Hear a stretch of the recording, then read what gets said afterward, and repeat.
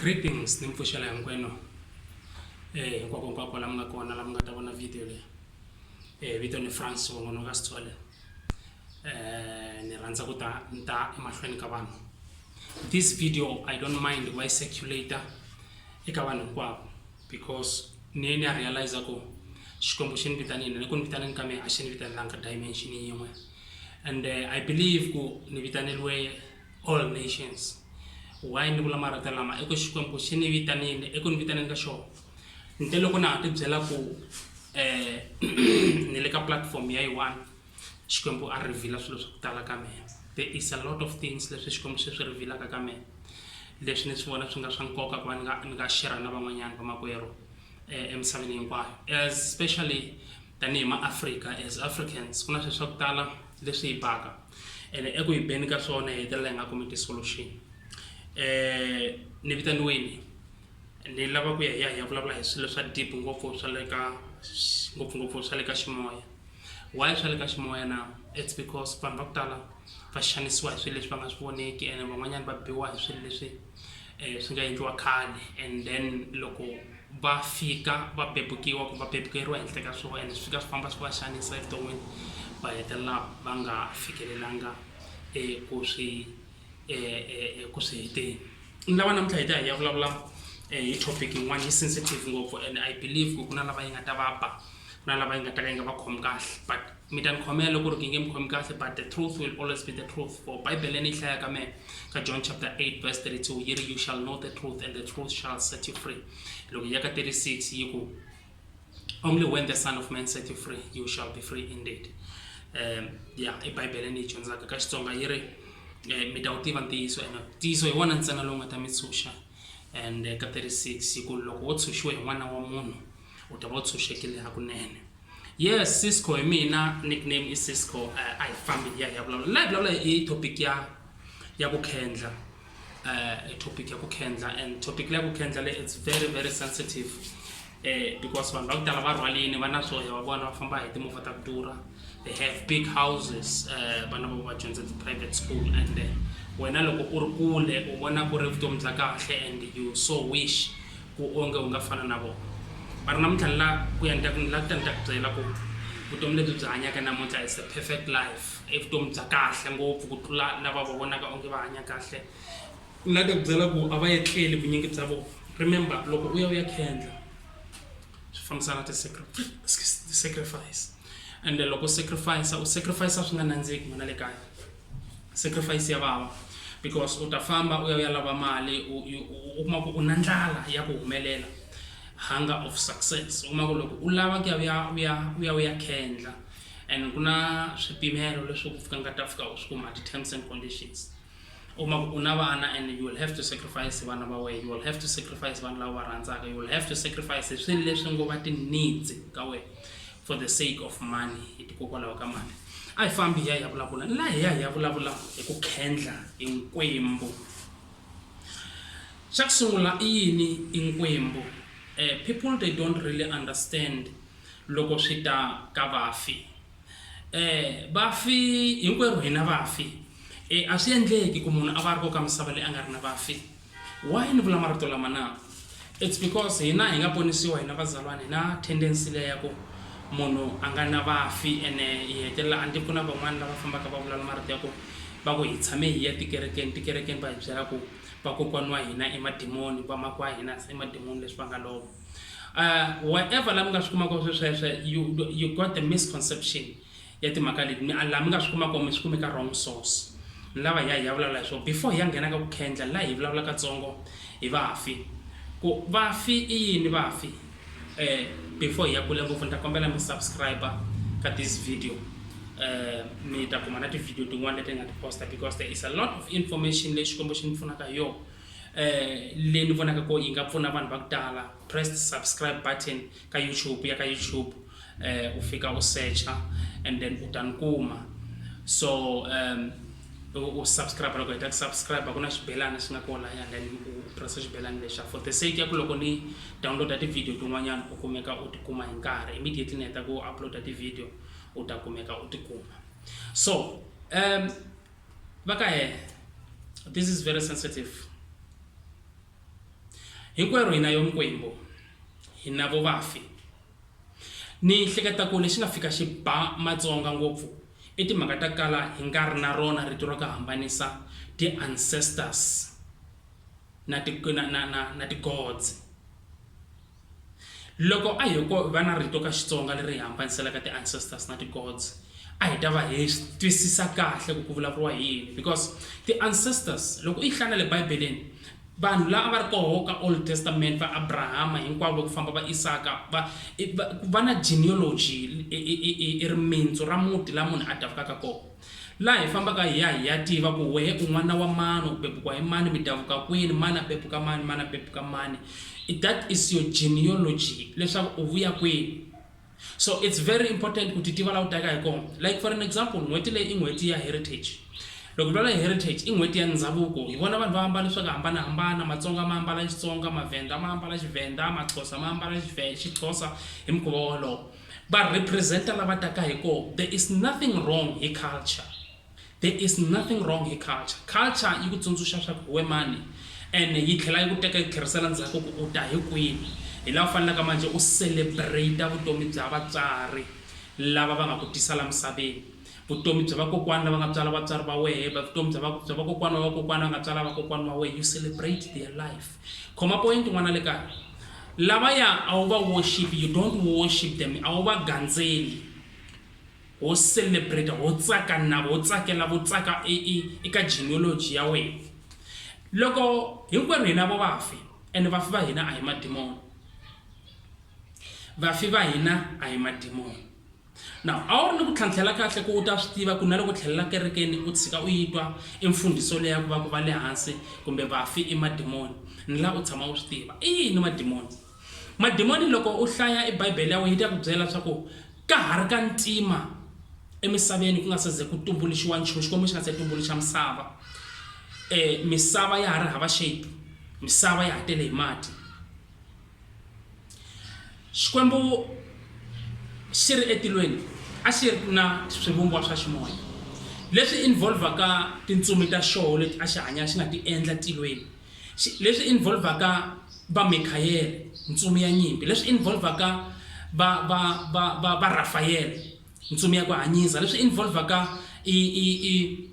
va Gabriel ntsumi ya message leyi rhumelaka message. Ivi ya vona i ntsumi leyi a yi vitaniwa hi Lucifer, ku nga mani, ku nga namuntlha loko se a ri Lucifer, vito ra yena ra Lucifer a ri tirha a ha ri tilweni, because a ha ri ntsumi ya Xikwembu, a tirha ngopfu hi ku worshipa, a tirha ngopfu hi ku tirhela Xikwembu hi ku xi dzunisa, and a ri na tintsumi ta ku tala leti a ri na to tilweni a ti serva under yena. So mhaka ya madimoni lava u yi twisisa kahle ku yi ta hi kwini. Loko Satan Lucifer a ha ri tilweni a ta va se a titwa a ri na matimba, because Xikwembu a xi n'wi nyike i matimba lamakulu ngopfu, tintsumi a titwa hi yena. Hi marito man'wana a ri one of the archangels. I yini archangel? Archangel loko hi vulavula hi archangel hi vulavula hi ntsumi leyi kotaka ku producer tintsumi tin'wana yi tlhela yi va in control, yi va in command. Xikwembu xi teke ntirho lowa hinkwawo xi wu veka mavokweni ya archangel. Like for example loko hi vulavula hi nyimpi ya ximoya la u khongelaka i warfare, la u lavaka ku destroya i mimoya yo biha kumbe munhu i ti aloyiwini kumbe munhu ku ta ku ri na swirhalanganya swo karhi swi nga endliwa hi ti-altar kumbe swi nga ku nga vulavuriwa hi marito swa ku a fi kumbe a qhwali kumbe ku endleka yini hi vutomi bya yena. Loko va fika ka wehe u ri karhi u sungula ku khongela u tlhantlha majoko ya swilo leswi swi nga bohiwa kumbe i swilo leswi ngo vulavuleriwa swi teka swi celeriwa kumbe ku endleka yini, u fanele u twisisa ngopfu kahle i yini leswi lavaka ku xi endla ka munhu loyi a lavaka ku pfuneka. U release warfare i yini? U vulavula marito lama fambaka na ku tshemba, u ya nghena endzeni ka throne la ku nga tshama matimba ya Xikwembu. U va manje u samona i ntsumi leyi nga khoma matimba na matlhari ya nyimpi ya ximoya, ku nga mani? Ku nga Mikhayele. Mikhayele hi yena ntsumi ya nyimpi. Loko u lava ku languta ku i mani a nga wisa Satan etilweni, famba hlaya Bibele ya wena a nga wisa Lucifer, yi ri Bibele i Mikhayele na tintsumi ta yena. That means loko u ri karhi u khongela u lava ku tshunxa munhu loyi a nga bohiwa hi mimoya ya ku biha, a wu nidi swin'wanyana, u nida rito leri nga ta huma na ku tshemba, because loko u vulavula rito leri huma na banga leri pfurhaka ndzilo, u va u samona i nyimpi ya ku ta hi leti army army ya ku ta hi le tilweni leyi nga rhangela hi mani hi Angel Michael hi ku hi yehe Archangel leyi nga khoma yi nga rhangela inyimpi ya tilo loko vanhu va ku loya u nga loweki navusiku it's because of wa khongela and loko khongela ku va ku endleka yini u biya ndyangu wa wehe u biyela na vana va wehe u biyela na lava nga le kusuhani na wehe hi xikhongelo ene xikhongelo xa wehe xi hundzuka ndzilo xikhongelo xa wehe xi hundzuka banga loko va fika va loyi navusiku kumbe vanhu va lava ku xanisa va kuma xikhongelo xa wehe xi biyini because malanga ya ndzilo loko u hlaya Bibele Xikwembu hi minkarhi ya ku tala a xi vonakala epapeni ku bunya ku pfurha ndzilo a xi vonakala epapeni ku puluka ximusi and loko u yi hlaya hala ka Revelation ku na laha Xikwembu xi vonakalaka xi ri ndzilo u ta tsundzuka ku Xikwembu na le ka Muxe xi vonakale xi ri ndzilo so ndzilo luwa hi wona namuntlha wu hi protectaka so a hi fambi loko a hlongoriwa etilweni Lucifer hikokwalaho ka ku va a vule marito lama a ku ndzi ta aka xilovelo xa mina ehenhla lexi tlulaka xa Xikwembu ni ta tshama ehenhla marito man'wana yo tikurisa pride ku tikurisa ku tikukumuxa exijoma mahlweni ka Xikwembu yingisa n'wana le kaya pride hi yo yi nga hlongorisa Sathani a ri ntsumi ya Xikwembu a ri archangel loyi a khome emabuthu ya ku amatiwa hi yena hi pride ntsena ehlongoriwetiwini hi laha ku nga sungula mhaka ya madimoni loko va hlongoriwa va ta emisaveni remember it is supernatural beings loko vulavula hi supernatural beings hi vulavula hi swivumbiwa swa le moyeni swivumbiwa swa ku swi nga kota ku hundzuka swi va nyama u swi vona swi tlhela swi vuya swi tlhelela emoyeni hi marito man'wana swa swi kota ku operate ka dimension ya ximoya swi vuya swi tlhela swi operate enyameni so u fanele u swi twisisa ku loko u dila na demon u dila na xi xa njhani mimoya liya loko yi yehla madimoni lamaya loko Satan na tintsumi ta yena va yehla a va ha ri tintsumi ta Xikwembu se i ti-fallen angels tintsumi leti nga wa tintsumi leti hi tona manjheni ti yaka ti ya tshama kweni ti ya tshama exiluvelweni ti ya tshama endhawini eka camp ya Satan hikuva a va a ri Lucifer ri hosi ya tintsumi letiya hinkwato a ti rhangeleni a nga wana tona ye manje i endla yini i ya tshama xiluvelweni i hundzuka hosi i hundzuka Xikwembu eka madimoni moya leya hinkwayo ene mimoya liya se yi hundzuka madimoni wa yi twisisa loko Xikwembu swa hilona hileswaku misava kwalani a yi nga seze Xikwembu a xi nga seze xitumbuluxa emisaveni hi nkarhi walowo loko Xikwembu xa tshama etilweni na tintsumi ta xona Lucifer a ha ri tilweni tilo na misava a swi hlangani na swilo a swi ri xilo xin'we yo maka ku na verse leyi ngo tilo i xiluvelo xa Xikwembu misava i vunavelo bya xona hi marito man'wanyana Xikwembu loko xi tshameni exiluvelweni xa xona a xi nava milenge yi fika emisaveni hi marito man'wana loko xi nava milenge ya Xikwembu a yi ta vonakala la earth la misaveni la hi nga kona mara nhloko ya xona a yi va yi ri tilweni na xi yo tshama marito man'wana Xikwembu loko enkarhi luwa tintsumi ta xoho na vagandzeri loko va lava ku xi gandzela a va suka tilweni va ta emisaveni va ta khisama va ku bayetse va ku haleluya va ku we Xikwembu va suka kwini va suka tilweni la nga na throne ya Xikwembu va ta emisaveni la Xikwembu xi nga navela kona va khisama va dzunisa Xikwembu loko se a ta va a hlongoriwini Lucifer na tintsumi ta yena va ta emisaveni hi la Xikwembu manjhenisa xi nga tata misava hi mati loko se xi tata hi mati leswaku Lucifer na tintsumi ta yena va nga enjoy nchumu emisaveni Xikwembu xi khotsa milenge ya xona manjheni xi pfala hi xibakabaka ku tilo munhu loko a ri misaveni a nga ha koti ku vona tilweni and then Satan na tintsumi ta yena manjheni se a va rhoma va nga kumala ndhawu ya ku tshama until Xikwembu manjheni xi ta decide xi tshame tilweni loko se xi decide xi tshame tilweni Xikwembu ni la ku endla munhu emisaveni loyi a nga ta ni dzunisa loyi a nga ta pfala xivandla xa mani xa Lucifer hi marito man'wana hina as ti-worshipera ta Xikwembu hi pfale xivandla xa Lucifer hi ku a dzunisa Xikwembu a xa ha ri na munhu loyi a xi dzunisaka se swi boha swa ku hina hi ya dzunisa Xikwembu loko xi hi endla xi hi tisela misaveni Xikwembu purpose ya xona a ku ri ku hi ya dzunisa Xikwembu loko Xikwembu xi sungula manjheni xi ku a ku hambani mati ma hlengeletana ka ndhawu yin'we eka Genesis mati ma hlengeletana ku sala ndhawu leyi nga oma Xikwembu xi commanda leswaku a ku endleki swilo hinkwaswo ku mila swimilana ku va na swiharhi ku va na swilo hinkwaswo ivi Xikwembu xi ku ni ta endla munhu hi xifaniso xa mehe loyi a nga ta endla njhani a nga ta va yehe a nga ta fuma emisaveni now xikwembu xi endla munhu ku ri ku Satan na madimoni ya yena se va koho. Untwa kahle, Satan na madimoni ya yena se va koho. Madimoni ma koho mara munhu anga se endliwa. Munhu anga se endliwa mara Satan na madimoni ya yena se ma koho mane tikweni ra ximoya. Loko hla buku ya va Efesa chapter 6 verse 12 yiri a hi lwi na nyama na ngati, hi lwa na mimoya leyi nga le kwini, leyi nga le mfukeni na matimba na vafumi lava nga le mfukeni lava lwisanaka na yini na leswi xikwembu xi nga hi nyika swona i Sathane na madimoni ya yena na tindzumi ta yena ta ximoya. So now ni la tlhantlha mhaka leyi vanhu va ngo vakokwani lava nga hi tswala hi i madimoni. No, a hi madimoni lavaya i vafi va ka hina. Munhu un'wana na un'wanyana i na voho vafi va ka vona. Laha hi fikaka hi endla i xihoxo koho hina vantimeni, hi fika ematshan'wini ya ku hi celebrate, hi vula ku mina ni mani wa ka mani wa ku tswariwa hi mani a tsala mani a tsala mani, u ti phata xibongo xa wena xi helela kwalani. Hi hetelela se hi ya va khongela. So hi la ku fika ka manje ku hambana manjeni loko a hi twisisa ku a hi twisisa ku gandzela na ku va tsundzuka swa hambana. Loko se u ya gandzela swi vula swa ku laveka gandzelo, ene loko se ku ze ku endliwa gandzelo hi roho ri sungulaka timhaka hi ku gandzelo loko mi ze mi khisama hi matsolo mi vulavula ganzelweni, leswi mi swi vulavulaka swi na matimba ya ku e generation ya n'wina yi nga famba yi ya bohiwa ti-generation to up to 10th generation, 10,000 years hinkwayo ku nga ri na ku humelela ka ndyangu walowo. Loko mi sungula ku endla magandzelo hi la ku sungula ku va na problem. Lavaya va ka hina va nga hundza hlafambi ya buku ya Matewu wa nghena ka Matewu wo nghena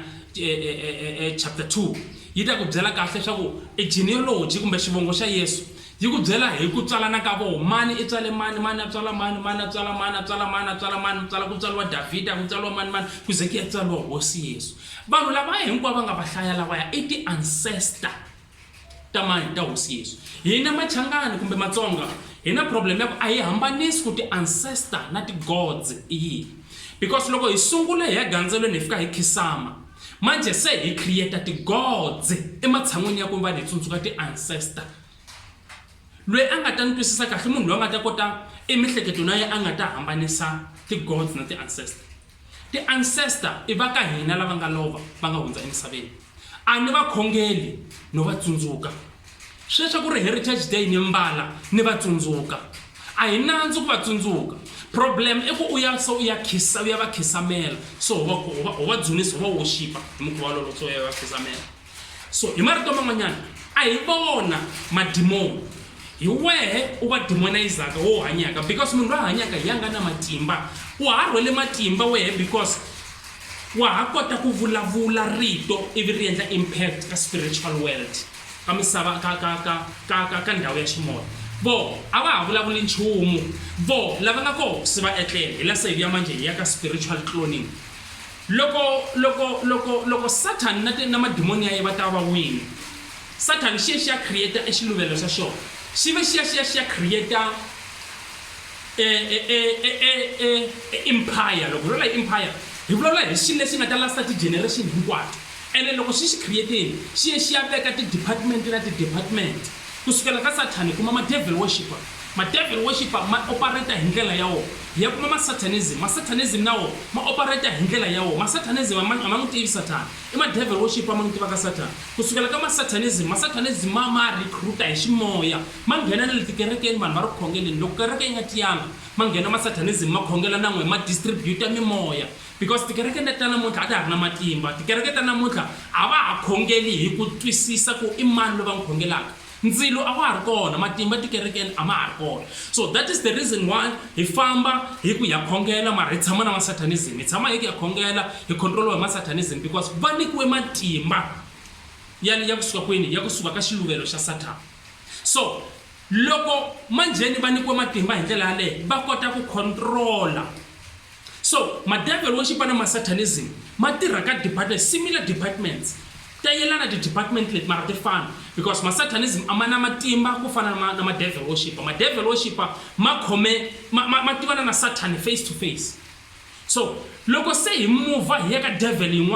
ka department yin'wanyana, Satan xi na ti-department ta ku tala ngopfu ta ximoya ta ku loko u nga ti tivi u nga tikuma u nghenini u ku wa ha ri ka Xikwembu i ri ku wa ha ri ka Xikwembu u tirhela xona. Hi vuya hi ya ka human cloning ka spiritual cloning. Satan xi tirhisa vutlhari byin'wana lebyikulu ngopfu, xi swi tivini swa ku munhu i rhandza ngopfu leswi a swi vonaka. A wu ri tlhelelanyana ndzhaku, loko munhu a lova Bibele yi byela ku a nga ha tivi nchumu, i ya a ya etlela exivandleni swa vafi. Famba hlaya Bibele ya wena kusuka le ka Geneza u ta na u languta ku loko va fa va Abrahama, va fa va Yosefa n'wamilorho, va fa a va ya kwini? Yi ri Bibele a va ya ka varikwavo kwini? Endhawini ya vafi, va ya rindza ku rila ka mhalamhala,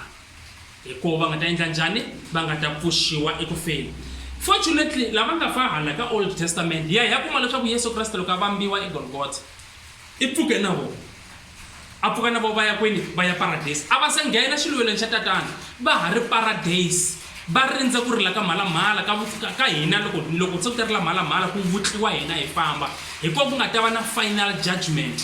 Sweswi vanhu loko va fa va ya jajiwa ka xiluvelo xa ku sungula, lava jajeliwaka swa ku emisaveni a va endla yini, ivi ku determine swa ku u ya paradise kumbe u ya Hades, u ya hanya u tshwa until ku rila mhalamhala, kumbe u ya hanya paradise until ku rila mhalamhala, ku ta hetelela ku vonakala mintirho se ku ya va na final judgment ya le ka mani? Ya ka Yehova. A hi tlheleni nyana katsongo,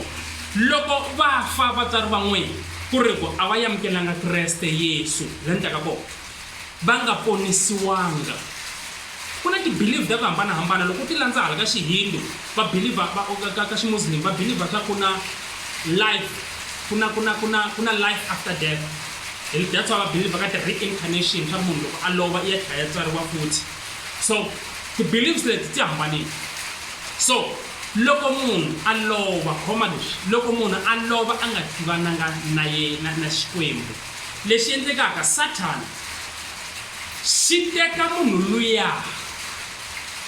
va swi kota na ku ya sirheni ra yena va ya n'wi pfuxa hi ximoya, va teka moya wa yena because a wu sirheleliwanga. Sirha ra munhu wa ku kala a nga amukelanga Yesu ku nga endleka xin'wana na xin'wana hi rona. Munhu loyi a nga pfuxiwa mito va n'wi vone eNigeria, munhu loyi a nga pfuxiwa mito va n'wi vona xavisa mabhavhu kwini. Munhu loyi va nga teka moya wa yena wu ta xanisa la kaya. Eku xanisa ka wu xanisa njhani? Wu mi pfalela tindlela, mi nga humeleli evuton'wini, ku nga endleki nchumu hi vutomi bya n'wina mi staka. Loko se mi huma, yingisa leswi, loko se mi huma mi famba mi swi lava, ku na call leyi nga ta receiviwa. Call leyi a yi receive hi munhu un'wana na un'wanyana. Hi la se hi vuya ka komajeni ka yini? Ka spiritual gift. Loko se hi vuya ka ti-spiritual gift, moya luwa wa munhu luwa wu khomiwe kwini? A wu yanga ka Xikwembu, a wu yanga paradise, wu khomiwe hi Satan. Leswaku wa swi tiva Satan ku vanhu va rhandza ngopfu ku ya va ya lava swilo, ene loko swi lava u ta swi kuma. Moya luwa va nga, leswi nga endla va kota ku vanhu va ya wu pfuxa moya luwa i ku sirha ra munhu luwa a ri rindziwanga. Number one, munhu wa ku vana a nga felanga hosini, a nga amukelanga Yesu, sirha ra yena a ri rindziwi.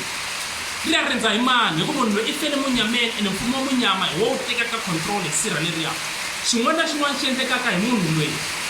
swi controliwa hi mfumo wa Satan, because i xisiwe a hanya ku a nga amukeli Yesu a ze a fa. That is why loko endzhaku ka sirha a ka ha na ku hundzuka, a ka ha na ku amukela Yesu. Moya wa munhu luya na rito ra munhu luya, voice ya yena, xin'wana na xin'wana munhu luya manjheni a swa ha ri ka department ya Xikwembu, swi le ka department ya Satan. Now a hi tlheleni nyana katsongo, loko Satan se xi lava ku ba n'wehe hinkwenu la mutini, a xi hluphi. Satan loko se xi lava ku ba n'wehe hinkwenu la mutini, xi pfuxa moya, xi teka moya luwa va nga wu hijack. Hi ku image ya munhu loyi, xifaniso xa munhu loyi xi kona. U nga tshika loko ya hansi ka mati, va nga phakaza lava va va huma mimirini, va famba lava ku khendla, va nga ku fakazela ku hi va vonini va mani hansi ka mati lava nga fa. Image ya munhu luya yi ta vuya yi ta tirhisiwa. U nga vula ku etlela u n'wi vona, u tlhela u n'wi twa vulavula, a ku vulavuli yena, i le hansi ka mastara, a nga ha ri na lexi a nga xi vulaka. Wa swi lava ku mi pfuna, wa swi lava ku mi endlela swa kahle, mara a nge swi koti. hikuva i le hansi ka mastara i fanele a endla leswi mastara yi lavaka swona. Mi nga hlamali ku na mpfula. I fanele a endla leswi mastara yi lavaka swona. I boheka ku va a tirhisiwa na a nga swi lavi ku a ta humelela ka wehe. Call leyi yi nga ta receive-iwa a yi receive-iwi hi munhu un'wana na un'wana. Satan loko xi ta va xi sungule ku distributa i ti-department xi xa distributa vaprofita. Ku na vaprofita va profitela mfumo wa Satan. Xin'wana na xin'wana va xi profitaka lava a xi na makumu ya kahle. A xi na makumu ya kahle ene u ta famba u profitiwa u endla leswaku byela ka swona loko wo ze u fa wa ha ri hansi ka xipele lexi a wu nge ku voni tilweni a wu nga ta ku vona paradise. Moya lowu tirhisaka hi vaprofiti lava i moya lowu tirhisiwaka hi vangoma hi vanhu lava fambaka un'wana va huma hansi ka mati va ya chayeriwa hansi ka mati va trainisiwa hi mimoya liya ku va vuya va ta kota ku khoma i munhu wa ku fa va kota ku va operate spiritually va kota ku operate eximoyeni. Vanhu lava va kota ku tiva hinkwaswo leswi nga le hansi ka mfumo wa Sathana hi ximoya hikuva vanhu lava va swekiwe hansi ka moya wa Sathana. So vatswari va hina loko va fini va nga tivananga na hosi Yesu a hi vona va pfalaka tindlela. Vatswari va hina a nga na i fanele munhu loyi a nga bohiwa va ku teka foni leyi u va fonela u va byela swa hi lava 1 million. Hi yiveriwa swilo swa hina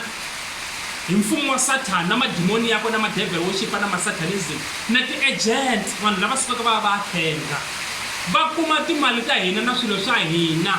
ku tirhisiwa va le hansi va hina lava nga fa. I fanele na munhu wa ku a khomisiwa va byeli swa hi lava 1 million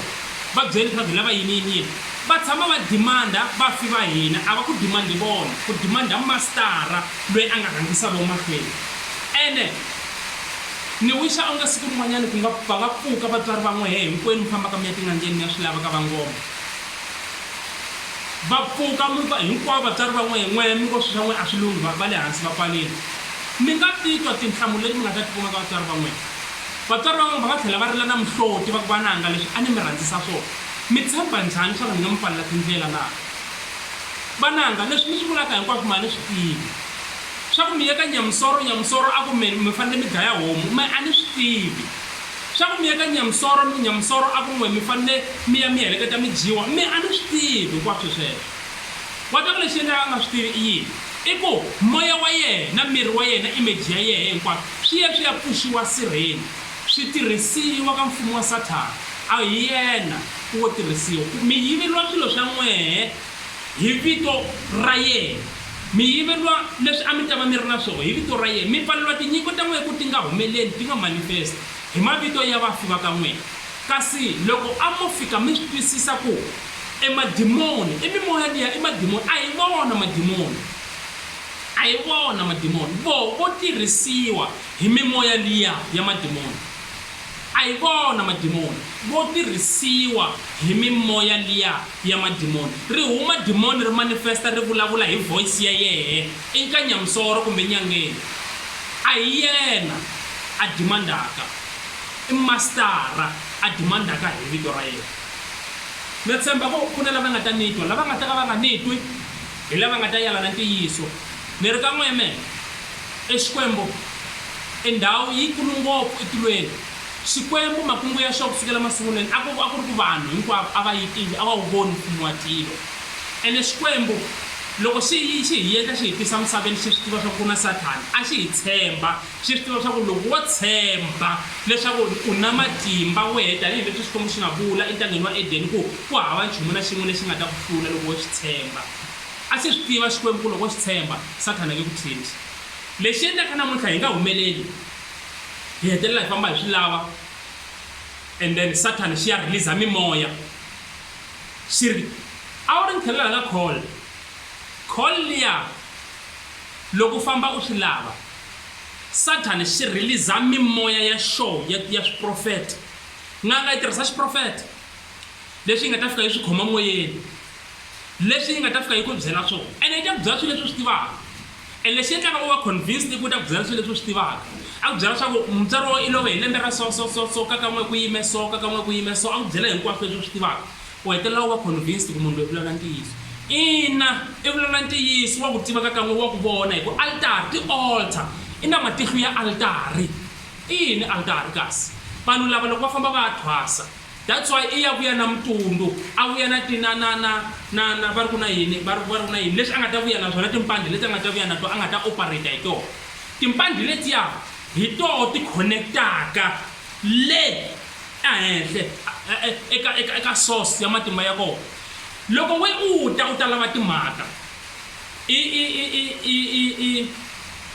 i altari ya yena le a nga ta na yoho hi leyi yi n'wi pfunaka ku connect i ta fika a va vitana lava a va vitanaka va ka vona vafi va ka vona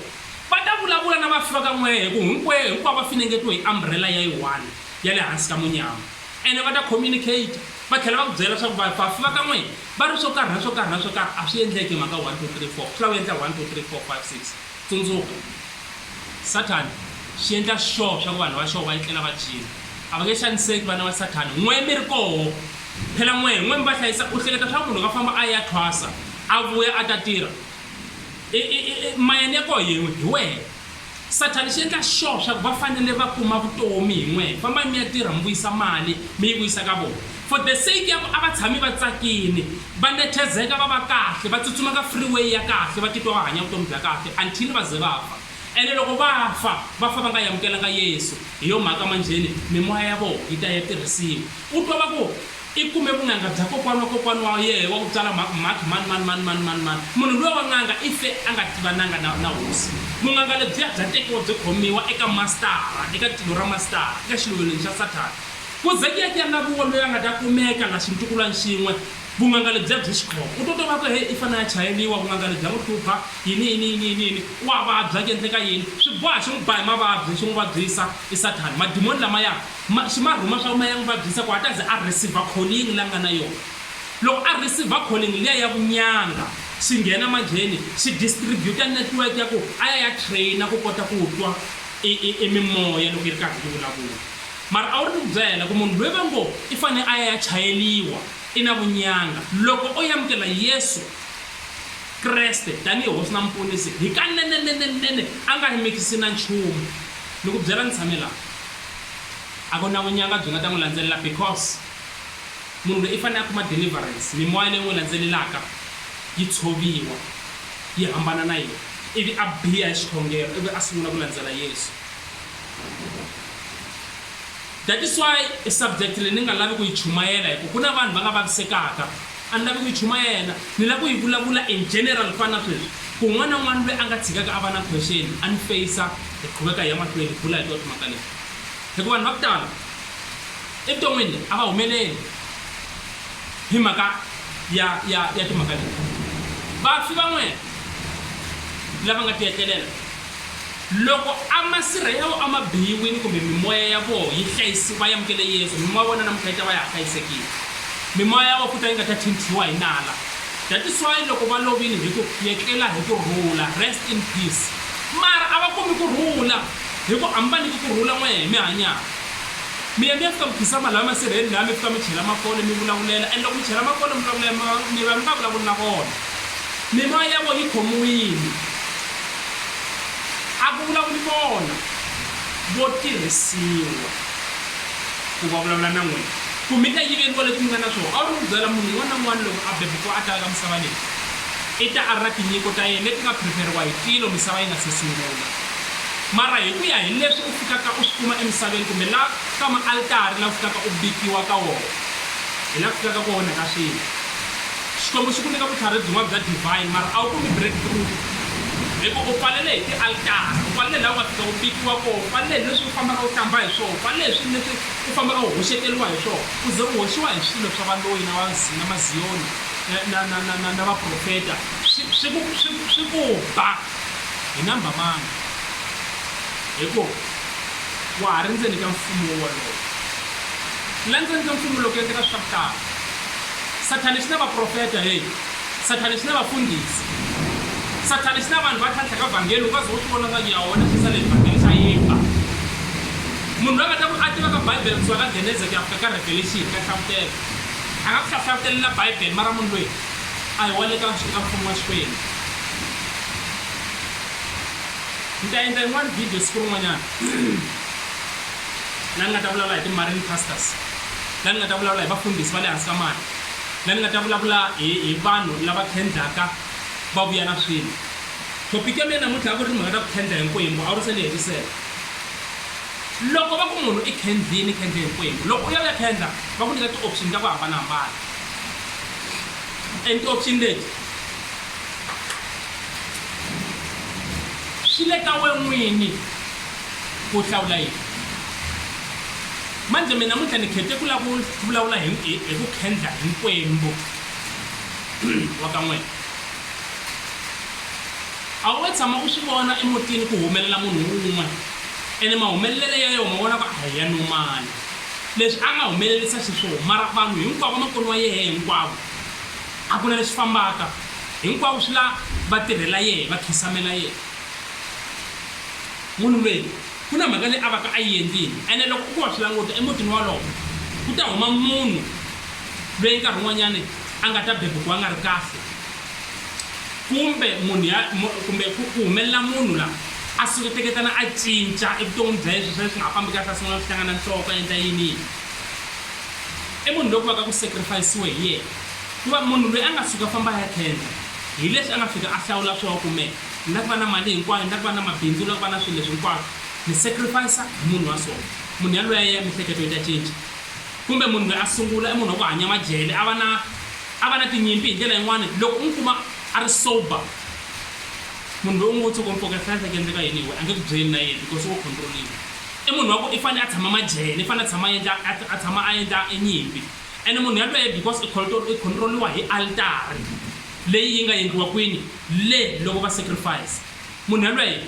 swilo leswi a swi endlaka na yen'wini a nga ti control a nga swi tivi i vona se swi endlekile ene loko a ri karhi a endla sweswo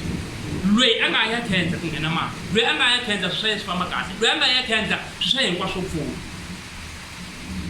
munhu yaloye i va a khendle hi munhu wa la kaya loko a nga khendli hi munhu wa la kaya a ya khendla hi nkwembu ke loyi lava ku vulavula hi wona munhu loyi i ya a ya fika ngangeni fika ngani ni lava ku khendla mina nganga yi ta n'wi vutisa u lava ku khendlela yini a hlaya ni lava ku va na mathekisi kumbe ni lava ku va na mabindzu kumbe ni lava ku va na kontraka hi mukhuva wolowo kumbe ni lava ku va na mashopo hi mukhuva wolowo nganga yi fanele yi rhanga yi dzika ku nganga tsundzuka nganga na yona yi connectele ka source ya mani ya the chief leyi nga tshama kwini ka throne Satan loko u suka wehe u ya le nyangeni u ya ka ku khendleni nyanga liya yi fanele yi va ready ku receive call nganga liya yi fanele ku sungula yi rhanga yi vutisa ku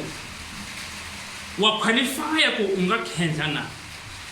mikwembu ya wena ya pfumela ku nga khendla ya ku pfumelela ku nga khendla na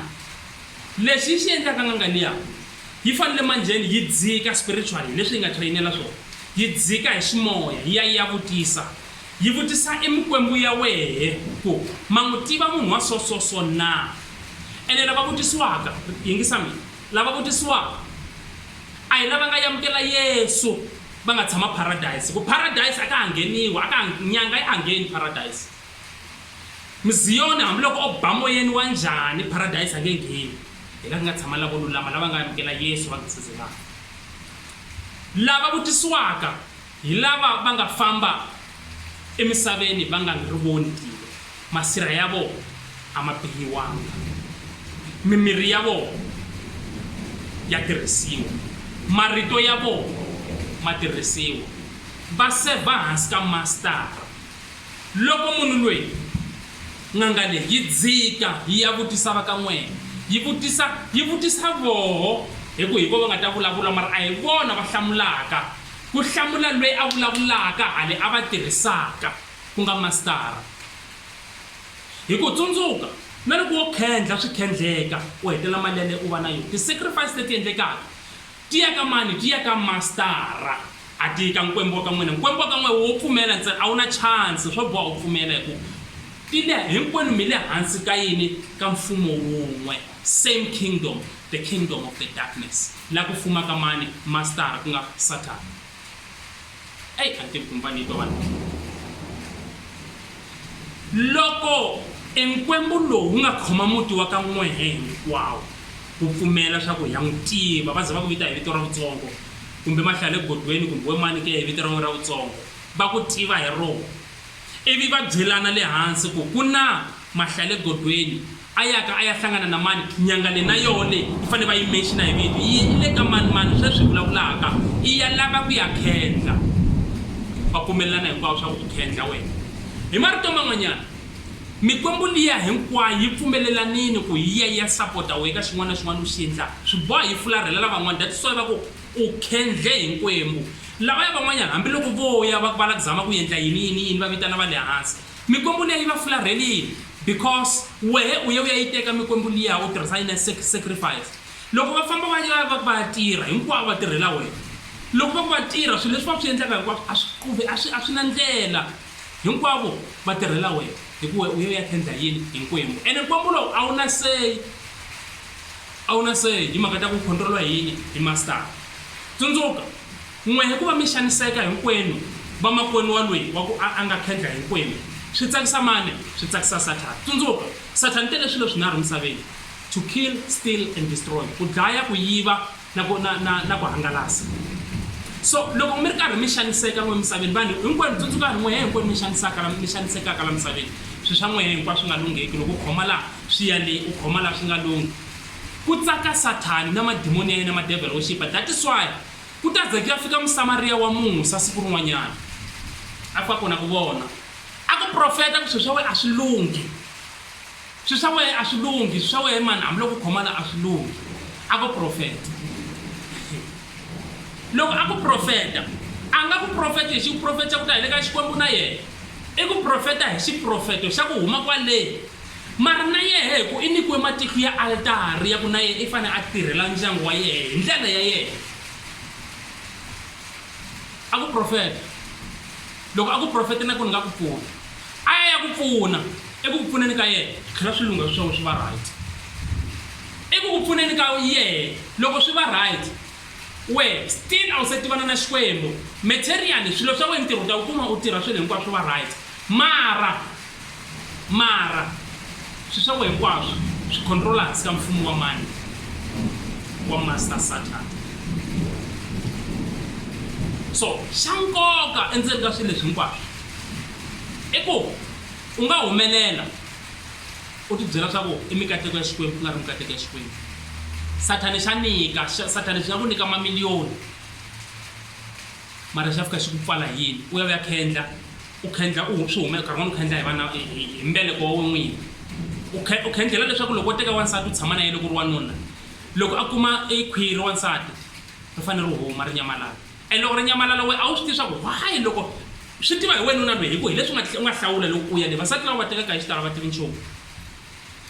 wena loko n'wi teka i nghene mafurheni famba hi movha swilo leswi hinkwaswo i dya a nga swi tivi swa ku vana va ye ku sacrifice-wa hi vona loko a etlela na wena nuna loyi nini khwiri loko ze ri ku 2 months 3 months ro huma khwiri a ri humi i sacrifice leyi nga endliwa hi nkulukumba loyi le fanekele swi ya tiyisiwa le ka mfumo luwa hi ku ya hi xipfumelelano xa yini xa altari timhaka leti leyi ngopfu hi ku languta nkarhi wa mena loyi a nga ta va na swivutiso laha ita ni kuma 0712599003 mara yingisa la loko before mina we bula ni lava ya subscribe la ka channel leyi ni lava ya subscribe la ka channel leyi yi dzike ngopfu yi na motivation yi na tinchumayelo yi na ti guidelines swi tele swilo leswi nga kona so loko u ni fonela kunene u fanele u va specific leswaku u lava hi bula hi yini hi pfunana hi yini specifically so timhaka leti leyi ngopfu loyi wa ku khendla hinkwembu loyi hi marito man'wana swo fana swa ku a wu ri ni ku nyika xikombiso xa kahle u ta kota ku swi twisisa ku i endle njhani loko khendla hinkwembu mikwembu leyi i ya n'wehe hinkwenu mara mikwembu leyi yi le hansi ka yo controliwa hinkwayo ene loyi swi fana na swa ku va ku va mi siyele i 100 rand mi ri vana va munhu mutswari a fa a mi siyela 100 rand mi ri 4 ematshan'wini ya ku mi ya xera 25 rand loyi wa ku mi tlharihela wa wun'we a ya teka 100 rand liya hinkwayo a yi tirhisa a ti dyela yona hi leswi endlekaka ka Nkwembu loko ka munhu wa khenza hi Nkwembu. Munhu wa khenza hi Nkwembu a ya teka mikwembu liya hinkwayo ya muti leyi na n'wehe a mi ta titwisa hi yona loko ri vanhu va ku ya mi ya vulavula na yona, a yi teka hi vugridi bya yena a yi tirhela yena a ri yexe. N'we mi xaniseka yi tirhela yena a ri yexe. Ku huma ka leswi hinkwaswo xikolo leswi nga swi endlaka ku na lava swi va tirhelaka. Loko swi ku tirhela n'wana le kaya u nga ri na mhaka na mfumo wa tilo, a swi na mhaka, qhuveka u endla swi ta ku tirhela, u ta va na mali, u ta va na swilo hinkwaswo. Mara mhaka nkulu laha eternally emakumu loko vutomi bya wena byi hundza, loko u hundza emisaveni ku ta va na nkingha leyi nga ta va kona. Sirha ra wena a ri nga ta rindziwa, ene loko ri nga rindziwi moya wa wena u ta pfuxiwa wu ya tirhisiwa ku vulavulisiwa endzeni ka ndyangu wa wena. Hinkwenu mi khoma layeni yin'we, mi fela eka ndhawu yin'we, mi controla hi masitara wun'we. Hi yo mhaka loko humelela xintukulwana xin'we eka generation ya ka n'wehe, hambiloko vo mi khomiwe hi khesi yin'we, vasesi a va xadi, va buti mitirho a va yi kumi, a ku na munhu va nga xava movha la ka muti lowu. Loko humelela xintukulwana xin'we xi ponisiwa hi ka nene, xi kuma delivery, xi deliveriwa, xi amukela Yesu, hinkwaswo mimoya liya yi suka, mimoya liya yi suka u nga ha khonekitani na yona. A wu ri ni ku byela ku munhu yalweye emutini wa yena i ti endlele foundation, ene ku ya emahlweni vana va yena swintukulwana swa yena swi ta kuma peace kurhula. Swi tswaliwe endhawini la ku nga kukuriwa mimintwa, ndhawini leyi ku kalaka ku nga ha ri na ti-trap, until vo vana lava na swintukulwana leswi va ya fika na vo va ya tihaka endleleni. Hi ku n'wana na n'wana munhu loko a vona swilo swi nga lunghi, ku na vanhu va ku va tsandzeka ku rindza ku koka ku nga ri season ya mina, season ya mina yi ta fika, a suka na yena a famba a ya tihaka a ya khendla eswilandzini na yena. Leswi nga ta ba yena na vatukulu va yena na vana va yena a nga va a swi landza a va rich, mara lava a nga ta va swilo leswi ta sala la kaya vana va yena vatukulu va yena va ta va nga swi tivi swa ku swi tise ku yini la kaya. Swi ta va ba swi va ba ku ze ku ya humelela xintukulwana xin'wanyana ka generation yin'wanyana xi nga ta twa vhangeli na xona xi tshunxa. Hi mukhuva wolowo mindyangu ya ku tala hi biwa hi sweswo, hi biwa hi sweswo, a ku na swa ku tlula sweswo. Hi lwa hi mikwembu, n'wana ya teka mikwembu yi tirhela ya ri yexe hi mukhuva wolowo. Kasi mikwembu leyi xikwembu xi vulavulaka hi yona loko xi ku ni xikwembu xa Abrahama, ni xikwembu xa Isaka, ni xikwembu xa Yakobo, xikwembu a xi vulavula hi lava va nga xi yingisa, va nga yoze va nghena sirheni va xi yingisa. Xikwembu xi vulavula hi lava va nga le ka mfumo wa xona, na swintukulwana swa vona swi tswaliwa henhla ka ngati ya Israyele. A swi na mhaka ku muchangani kumbe muvhenda kumbe muzulu, loko u famba u yamukela Yesu tanihi hosi na muponisi u receive nyiko ya Abrahamu leyi nga va xitshembiso xa Israyele, u hlantswiwa hi ngati ya xitshembiso xa Abrahamu ku nga ngati ya Yesu. Ku Yesu i tswaliwa eka guma ra Abrahamu, i tswaliwa eka guma ra Davhida ngati ya yena a yi hlawuli rixaka, ngati ya Yesu a yi hlawuli rixaka hi ku i ngati ya ku lulama. Loko wa hlawula yona, lexi endlekaka eka muti wa wena na va generation ya wena va ya hanya hi kurhula. Sirha ra wena ri ya rindzeliwa hi tintsumi, ri rindziwa. Hambiloko vo tsela va endla yini na yini na yini na yini, va nge koti ku resurrecta moya wa wena wa wu tirhisa. A va nge swi koti ku hijacka image ya wena ya humelela tanihi emilorhweni ya vana va wena. A va nge swi koti ku hijacka rito ra wena ri ya vulavula ka vanyamisoro. Hi ku wena ni amukele Yesu, tintsumi ta tilo ti rendzela sirha ra wena ku ta ze ku ya ri lamalamala. Ku nga twakalanga wa ku vula ku i famba a ya ku khoma tin'angeni na se u nga ha kona. Hambiloko no fa a ku na loyi a nga ta ku i ni khome tinyangeni ni ku ni lava yini, hi ku va tsandzeka ku tirhisa moya wa mina, miri wa mina na hinkwaswo leswi nga swa mina. Hi ku ni amukele Yesu tanihi hosi na mpfuno, ni yo ze ni fa na ha khomelele vhangeli.